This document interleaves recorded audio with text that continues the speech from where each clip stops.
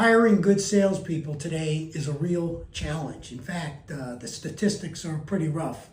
80% of those we hire fail within the first year, so that leaves 20%. Of those 20%, 80% of them fail in the next 5 years. So out of every 100 that we hire, 4 may stick, and you'd be lucky if 1 is a decent producer. So here are some things that I looked for when I built up my operation. I had about 30 offices, 400 plus employees up and down the East Coast. And so hiring, I knew how important it was to hire the best people I could.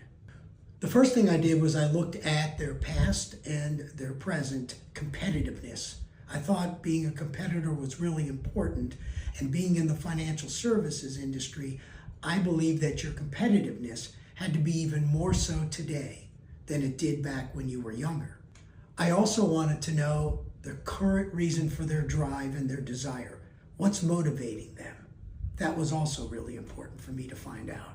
And I also needed to know their level of confidence that they had and their stamina, because in the financial services business, it is tough. As it is in most sales businesses, it's tough. And so you got to get used to a lot of no's.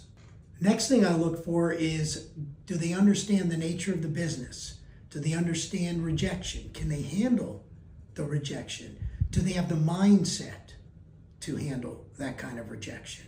It's really important that they have a good idea of what they're about to begin on. One of the last things I look at is can the particular person write down and clearly articulate the goals and objectives and the things they need to do to be successful, and will they follow that calendared event?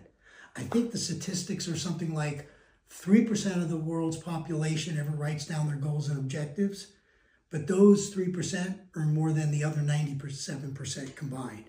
So there's a lot of fact and stats that strongly support, and I've seen it every time. I did that myself when I was building my company.